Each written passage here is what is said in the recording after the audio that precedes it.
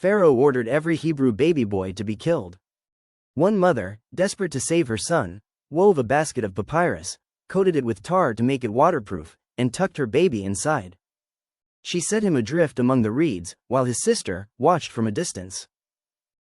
The baby was adopted by the daughter of the Pharaoh of Egypt.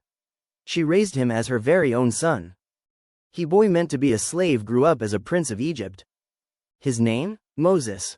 One day, the golden veil was lifted. He discovered he wasn't an Egyptian royal, but the son of the very slaves his family oppressed. This revelation turned his palace life into a lie. He walked the city streets no longer as a ruler, but as a man torn between two worlds. When he saw an Egyptian taskmaster beating a Hebrew slave, he didn't just see a worker, he saw his own brother. In a flash of rage, Moses struck the Egyptian down. Overnight, the prince of Egypt became a fugitive. He traded his crown for a shepherd's staff and vanished into the desert of Midian for 40 years. Moses lived as a simple shepherd, far from the reach of the Egypt's law. He married, started a family, and assumed he would spend the rest of his life in the quiet of the desert. But his quiet life was about to be interrupted.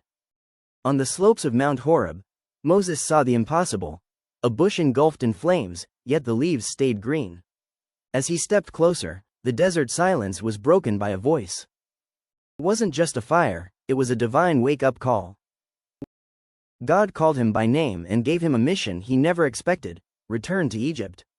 Confront Pharaoh, and bring my people home. The fugitive returned, standing in the palace he once called home. Moses faced the most powerful man on earth. He didn't ask for his crown back. He didn't come to negotiate.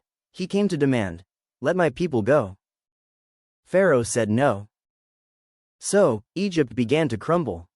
10 devastating plagues ripped through the empire, bringing the world's greatest power to its knees until the gates finally broke open. They were free, until they hit the Red Sea.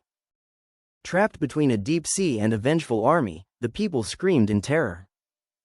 But Moses didn't flinch. He raised his staff. He wasn't just a shepherd anymore, he was a liberator, and the world was about to break open. They didn't just survive, they walked through the heart of the sea. The chains of Egypt weren't just broken, they were buried forever. The age of freedom had begun. Moses proved that a shepherd's staff is more powerful than a king's crown when it's held with purpose.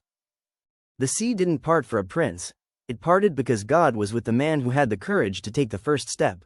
What's your Red Sea, and are you ready to walk? Your desert years aren't a waste of time, they are the training ground for your greatest victory.